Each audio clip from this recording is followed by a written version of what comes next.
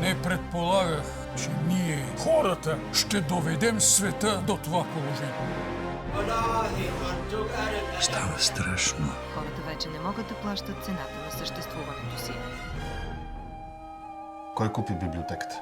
Господи, всичко ли около този знак на българина е окървавено? Имам нещо, което само вие можете да разгадаете. След потопа, знакът попадна в ръцете на оцелелите.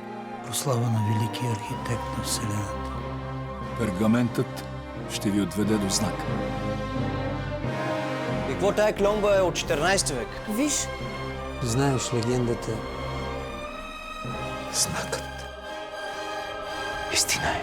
А кой е дърпал конците на тези хора?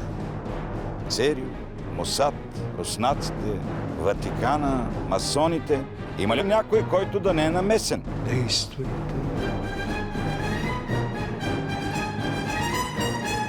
Ще има много кръв. Той умря в ръцете ми, на това ли му казваш кахара? Кой умря?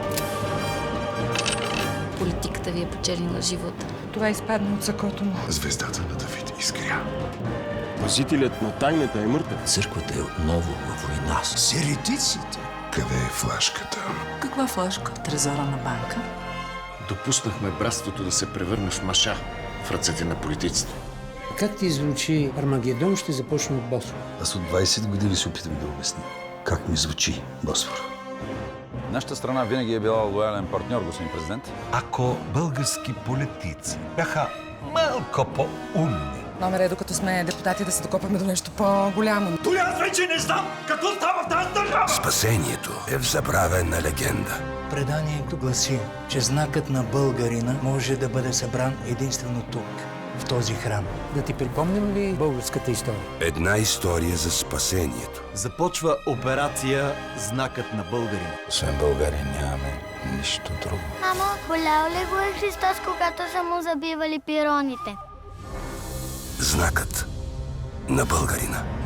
Христос наказва приятелите го на кръст.